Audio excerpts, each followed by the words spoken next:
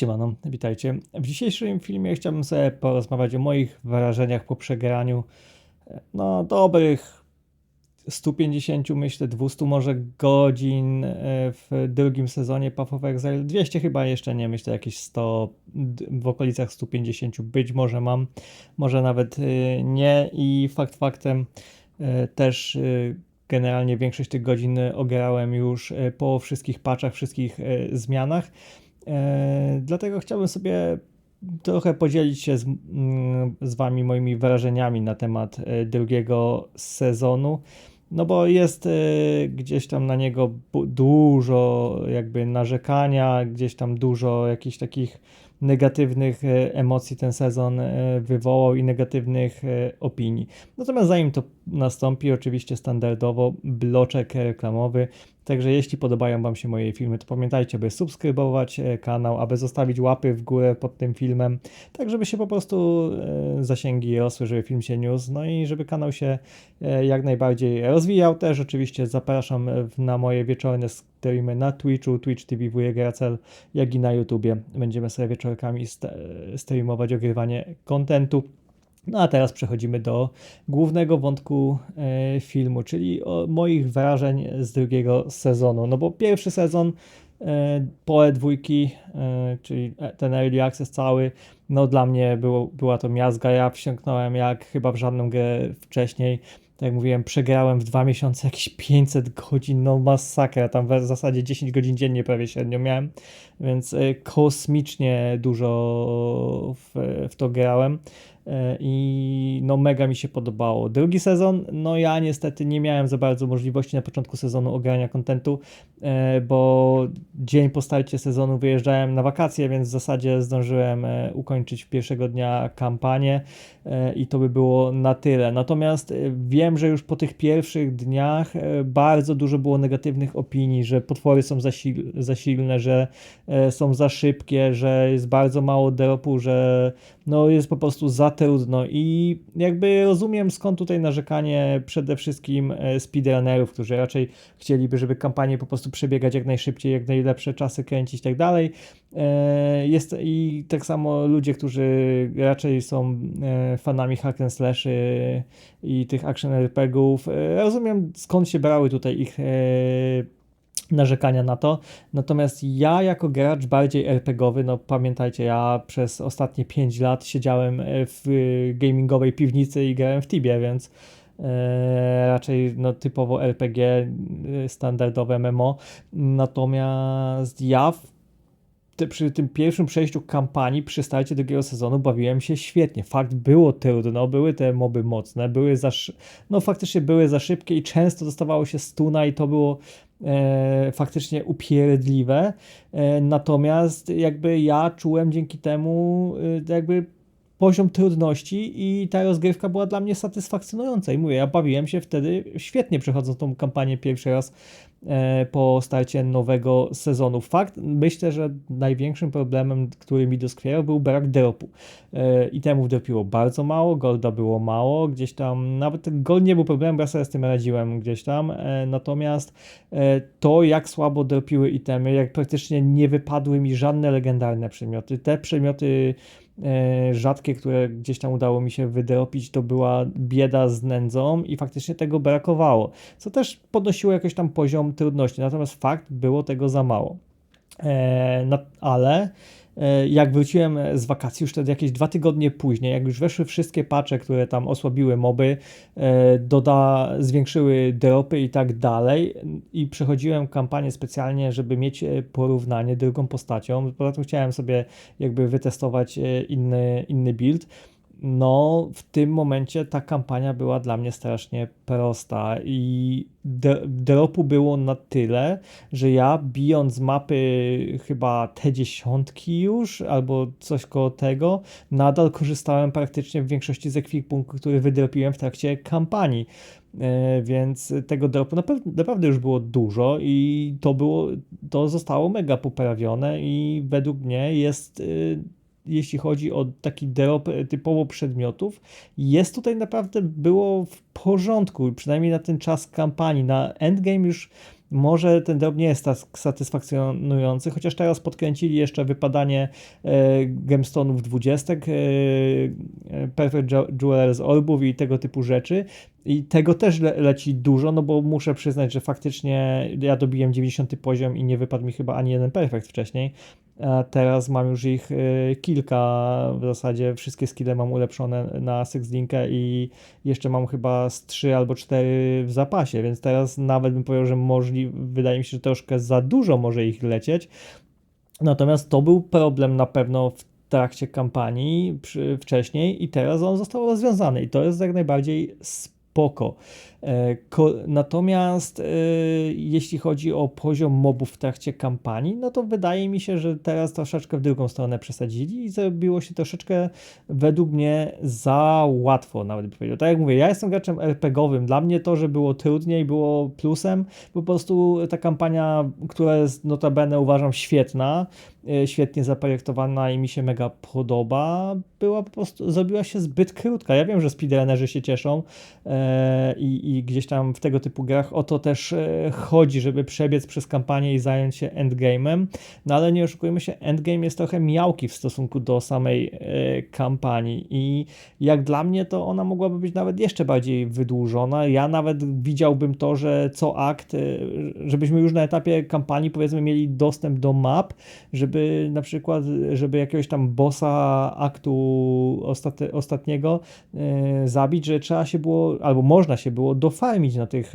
mapach, zdobyć lepszy ekwipunek, gdzieś tam podbić levele i dla mnie to by było jak najbardziej w porządku i nie miałbym z tym problemu, nawet myślę, że mogłoby to być ciekawe i mi się podobać. Na pewno wszyscy, którzy się właśnie wywodzą z RPG-ów, na pewno by to jak najbardziej docenili.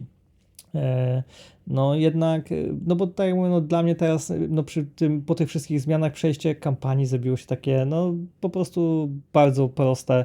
Dropu jest dużo, przedmioty, które wypadają są dobre, no a potwory są relatywnie słabe. No też zdaję sobie z tego sprawę, że gdzieś tam wcześniej było tak, że jeśli ktoś miał farta i wypadł mu jakiś dobry przedmiot, jakaś legendarka na początku, broń zwłaszcza, no to już miał praktycznie całą kampanię ustawioną i dla niego była łatwa. Jeśli ktoś miał pecha i nie wypadła mu żadna ciekawa broń, no to się mordował.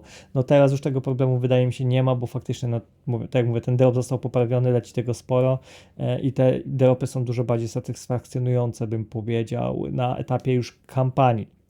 Natomiast jeśli chodzi o endgame, no to ja uważam, że w tej chwili no, jest dosyć słabo. O ile od pierwszego sezonu tak naprawdę nie zmieniło się jakoś dużo w zasadzie, na pewno nie na gorsze, myślę, że dużo rzeczy zostało poprawionych, z tym, że sama koncepcja tego endgame'u jest taka trochę, bym powiedział, miałka, płytka, gdzieś te robienie map jest takie dość mało satysfakcjonujące. No ten Atlas, lecicie tak naprawdę, w pewnym momencie zaczynacie tylko lecieć cały czas do przodu po tym Atlasie, żeby się przesuwać jak najdalej, odkrywać cytadele i te Corruption Nexusy. I zasadniczo jakoś wiele to tutaj nie wnosi i to jest dla mnie troszeczkę problematyczne, że jakby ja nie mam takiego poczucia celu w tym endgame'ie, no bo zabicie Pinnacle Bossów na jakiś tam T1 czy T2, o T0 nawet nie mówię, nie jest jakimś większym wyzwaniem, bo już dość wcześnie jesteście w stanie to zrobić przy jakimś stosunkowo niedrogim ekwipunku. Wiadomo, jak ktoś gra na solo self-foundzie, no to zrobienie sobie jakiegoś dobrego ekwipunku, żeby te Pinnacle Bossy bić jest na pewno większym wyzwaniem niż granie na tradzie. Zdaję sobie z tego sprawę jak najbardziej, no natomiast wciąż gdzieś tam ja przynajmniej grając właśnie na tradzie nie czuję takiego wyzwania, jakiegoś celu konkretnego w tym endgame'ie, no bo nawet zbicie tych Pinnacle Bossów za wiele to tak naprawdę nie wnosi. Dropy, które teraz wypadają z tych Pinnacle Bossów też mi się wydaje jakoś strasznie dużo nie wnoszą. Wiadomo, gdzieś tam są, jest to berło, które jak ktoś gra pod dzidy, no to jest OP, gdzieś tam kilka innych itemów. Natomiast brakuje mi jakiegoś takiego tutaj bardziej przełomu, jakiegoś celu tego endgame'u, który do czegoś by nam prowadził. No ja rozumiem, że action RPG gdzieś tam polega na tym, żeby jakby cały czas po prostu stawać się mocniejszym i potem biec i wszystko one-shotować, no ale mimo wszystko gdzieś brakuje mi naprawdę takiego ostatecznego celu w tym endgame'ie.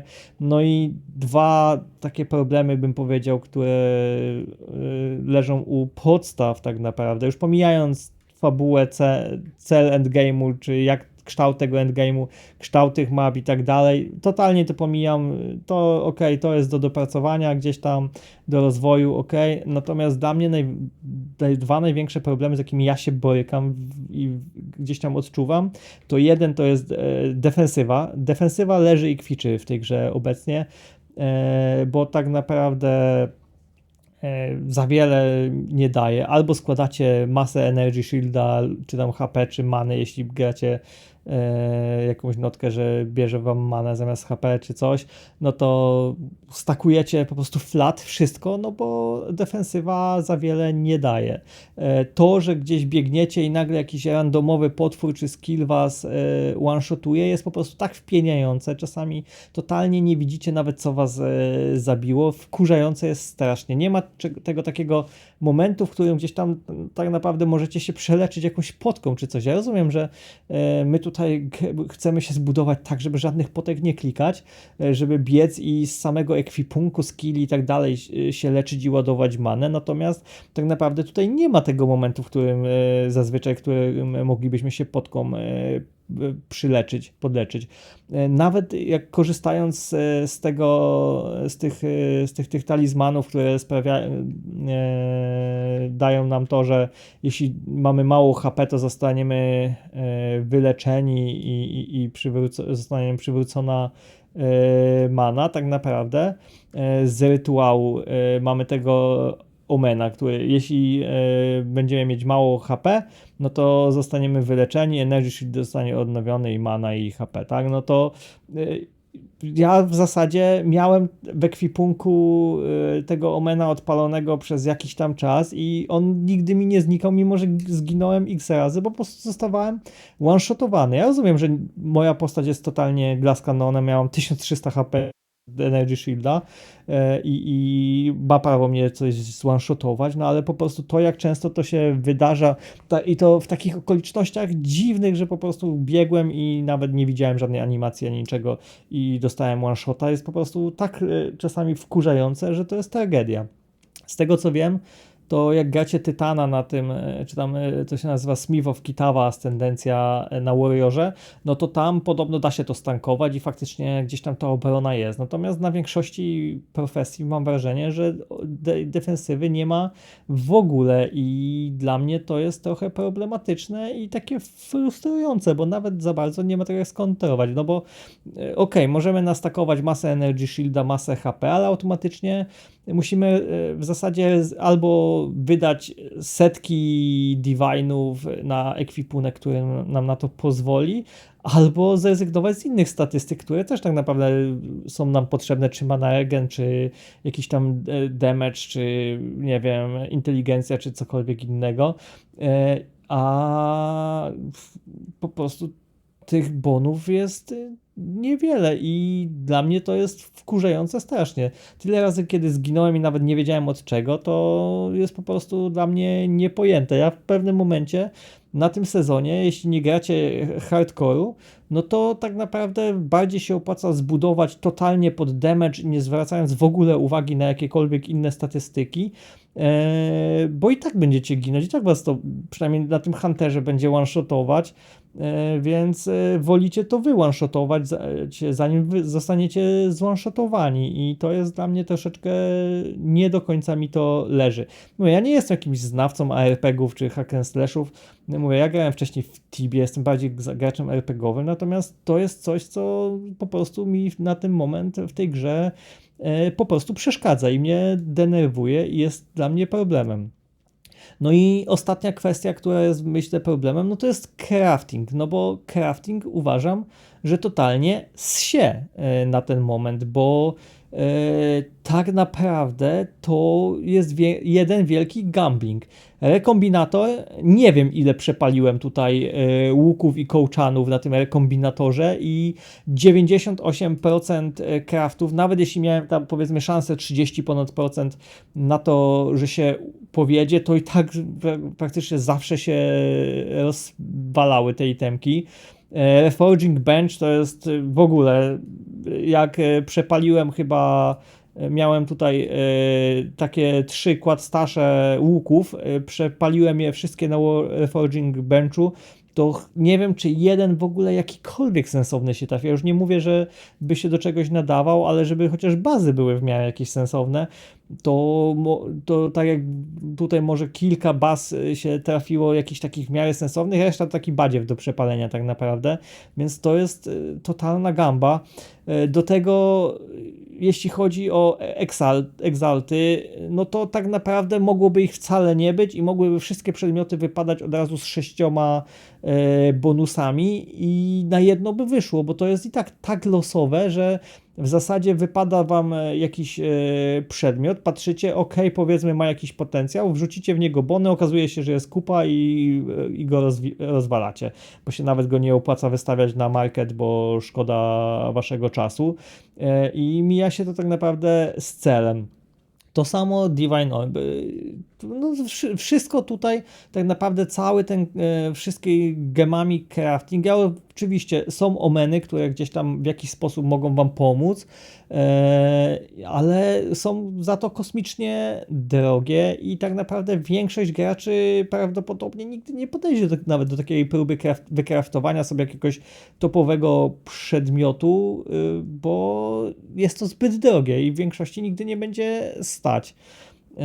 Wiem, że to jakieś topowe itemy nie są dla wszystkich, natomiast mam wrażenie, że po prostu się to nie opłaca, że prościej jest po prostu odłożyć sobie tą walutę, te diviny i kupić sobie po prostu na markecie przedmioty, bo to jak bardzo losowy jest tu na ten moment crafting jest po prostu no, dla mnie słabe. I brakuje w nim po prostu jakiejś takiej decyzyjności. Oczywiście możemy z ekspedycji spróbować coś wykraftować też próbowałem, przepaliłem tych coinów też naprawdę to masę, żeby spróbować coś wykraftować. Natomiast też nic ciekawego tak naprawdę, może z jeden łuk mi się udało wykraftować, jakiś taki, który udało się za cokolwiek sprzedać, ale poza tym była totalna nędza. I to jest coś, wydaje mi się, że nad czym muszą popracować, żeby po prostu było więcej tej decyzyjności w trakcie craftingu, żebyśmy mieli większy wpływ na to, co się wydarzy w trakcie tego craftu, no bo teraz wszystko jest totalnie według mnie jest zbyt po prostu dużo losowości, zbyt dużo RNG, któremu się poddajemy i to jest taki czysty gambling, jeśli chcemy coś ulepszyć, niż jakiekolwiek tutaj craftowanie takie ze świadomością tego, co chcemy zrobić. Oczywiście ja rozumiem, że jest tam ta strategia ladder craftingu, no natomiast żeby wykraftować jakiś sensowny item w ten sposób, to trzeba mieć powiedzmy kilkaset, podejrzewam, divine'ów na tego crafta tak naprawdę. I to jest takie trochę, ja rozumiem, że dzięki temu jest to dla elity jakichś tam graczy, no ale wydaje mi się, że jest to zbyt tutaj na ten moment elitarne i gdzieś tam ci tacy gracze bardziej casualowi na tym dość mocno cierpią, no bo szczerze, no to ja gdzieś tam trochę próbowałem się w ten crafting bawić, więcej próbowałem to też, no bo ja jestem casualowym, no powiedzmy dużo grałem,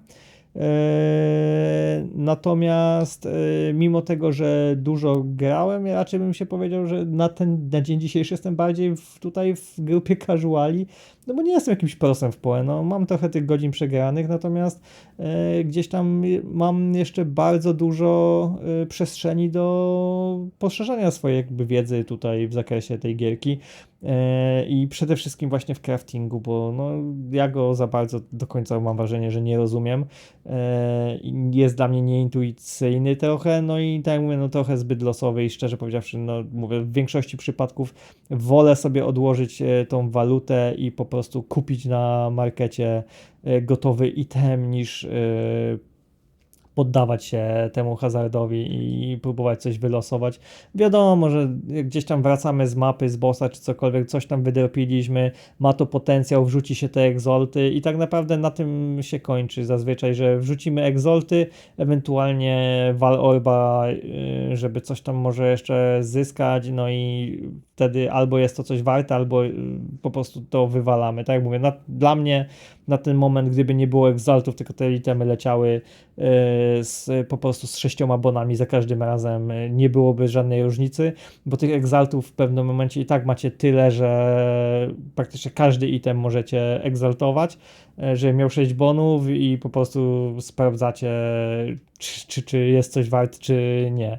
I to jest dla mnie takie trochę właśnie płytkie, smutne, i wydaje mi się, że to jest do zmiany. No i ostatni temat, no to myślę, że jest drzewko umiejętności. Ja mam wrażenie, że poprzedni sezon, jeśli chodzi o drzewko umiejętności, dawał dużo więcej elastyczności tak naprawdę niż w tej chwili. Teraz w zasadzie w większości buildów grane jest prawie identyczne drzewko, jakieś tam minimalne zmiany są. Gdzieś tam, jakbyśmy sobie podejrzewam hitmapę tutaj drzewka odpalili, nodek, no to w zasadzie większość buildów koncentrowałaby się w tych samych praktycznie obszarach bez większych różnic. No, różnica jest taka, jeśli ktoś gra pod łuk, to ładuje w te notki, jeśli ktoś gra pod dzidy, to ładuje w te. No i to jest na przykładzie oczywiście rangerki teraz mówię. Znerfienie akrobaticsów dobiło na tej rangerce defensywę jeszcze bardziej, bo przedtem chociaż te akrobaticsy ratowały tutaj sprawę i na tym można było jechać, nie musieliście mieć tyle HP i Energy Shielda, żeby mieć jakąś tam przeżywalność. No teraz jak to znerfili, to jest po prostu dramat.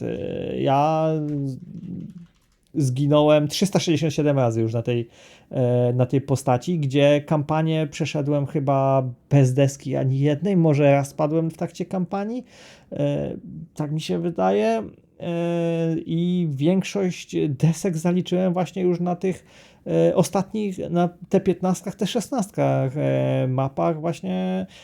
Często nawet nie, właśnie przez to, że gdzieś biegłem i coś znikąd mnie zwanshotowało, nawet nie widziałem kiedy. No ale to oczywiście też zdarzały się sytuacje, że gdzieś tam po prostu to czasami robienie map robiło się dla mnie tak bezmózgie, że biegłem do przodu, nie zwracałem nawet uwagi na to, gdzie biegnę, bo nie wiem, oglądałem sobie w międzyczasie, słuchałem jakiegoś podcastu, czy oglądałem mecz na drugim ekranie. Nie mówię, że nie, no ale gdzieś tam na pewno tutaj leży problem, no ale i to są takie trzy chyba podstawowe problemy, jakie teraz trapią, przynajmniej z mojej perspektywy, po dwójkę, czyli płytki endgame, praktycznie nieistniejąca defensywa tak naprawdę, bo w większości przypadków te statystyki są jakby trochę, mam wrażenie, martwe. Wiadomo, w niektórych przypadkach, jeśli gdzieś tam Warriora zbudujemy pod zbroję, no to przynajmniej tego bossa na Sanctum nie będzie nas bił, jak będziemy mieć dużo armoru, no ale to jakiś tam, to jest taki pojedynczy przypadek. No i wiadomo, gdzieś tam są pewnie jakieś takie pojedyncze buildy typowo pod defensywę, które za to cierpią na damage'u i okej, no ale gdzieś tam nawet jak jesteście glass canonem, myślę fajnie by było mieć jakąkolwiek defensywę i większą szansę na obronę niż to, co jest teraz.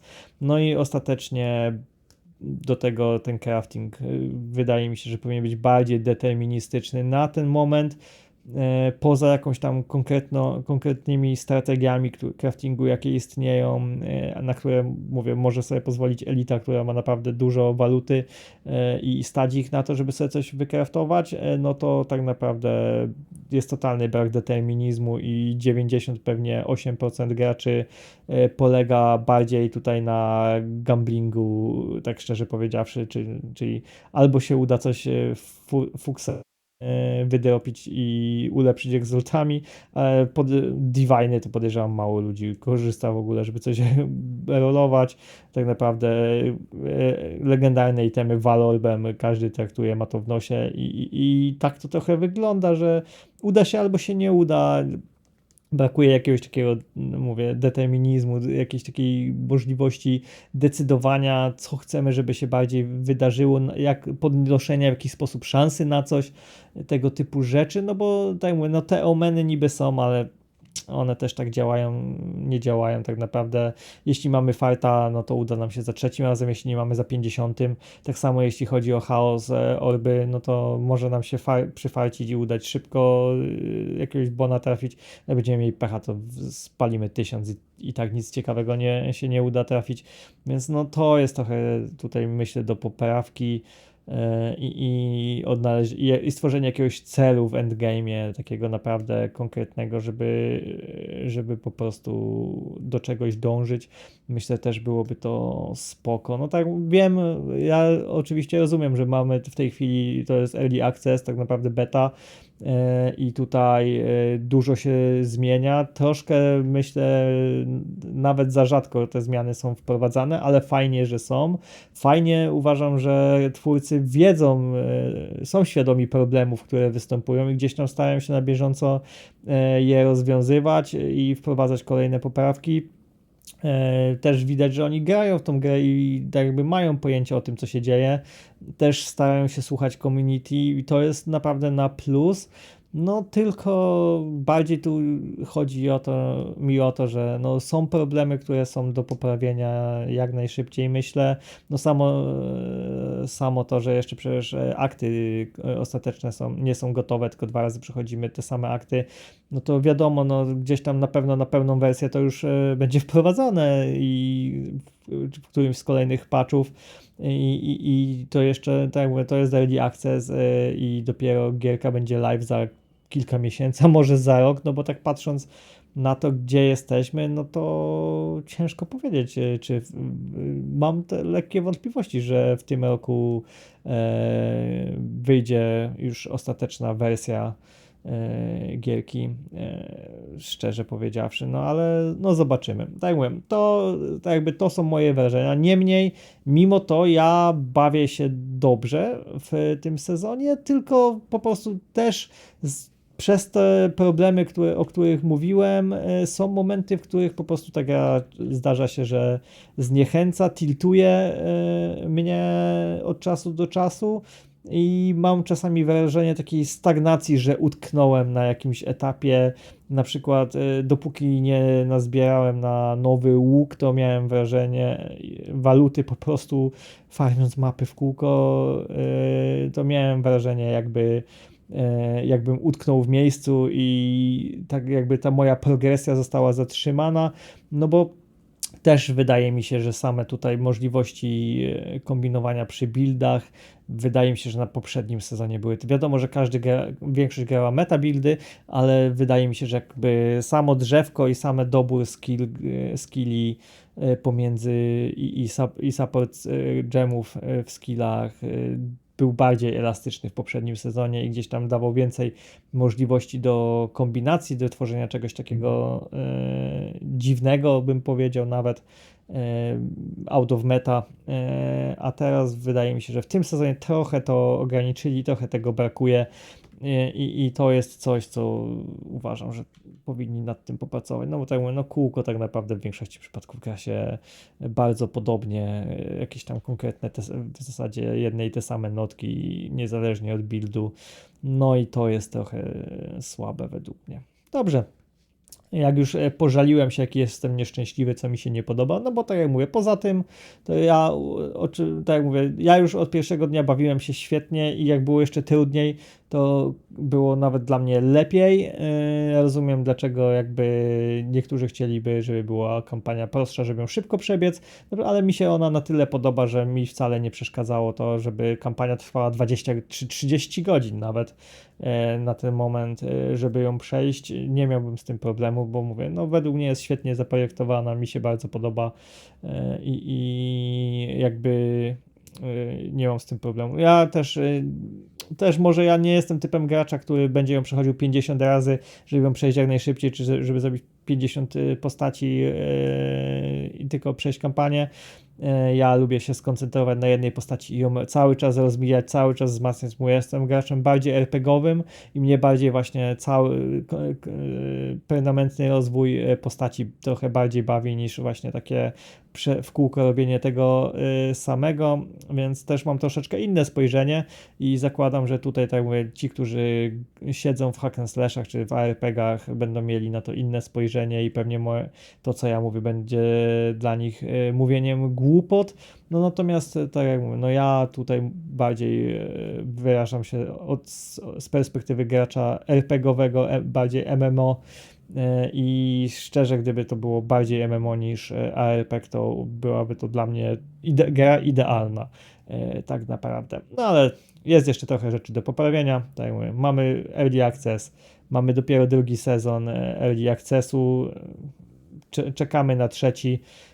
Szczerze, jak dla mnie mógłby się od 1 czerwca zacząć trzeci sezon, no bo w tym tak, no już tak za bardzo nie ma co robić. To widać już po samej aktywności marketu, że no mało ludzi, mam wrażenie, już gdzieś tam skupuje przedmioty, już każdy jest wyfarmiony, więc reset też by się przydał, tak mówię, no zwłaszcza, że ja tutaj byłem nieobecny przy starcie sezonu, więc sporo przegapiłem. A na dzisiaj to już ode mnie myślę wszystko, bo i tak się rozgadałem, ten film miał trwać 10-15 minut, ale już widzę, że od pół godziny się rozwodzę i pewnie mówię trochę głupoty, no ale oczywiście dajcie znać wy w komentarzach, czekam na wasze opinie, jak wam się podoba ten sezon, co wy sądzicie o tych zmianach, jakie według was są problemy, które trapią na ten moment po E2, no bo też słyszałem, że w Last Epochu na przykład crafting jest dużo lepiej rozwiązany niż na ten moment w PoE2, więc dajcie znać, co wy o tym sądzicie, chętnie tutaj sobie na ten temat podyskutuję w komentarzach i chętnie się dowiem chętnie poznam wasz punkt widzenia na te tematy. A teraz ja się z wami żegnam, pamiętajcie łapki w górę i suby i trzymajcie się, do usłyszenia, hej!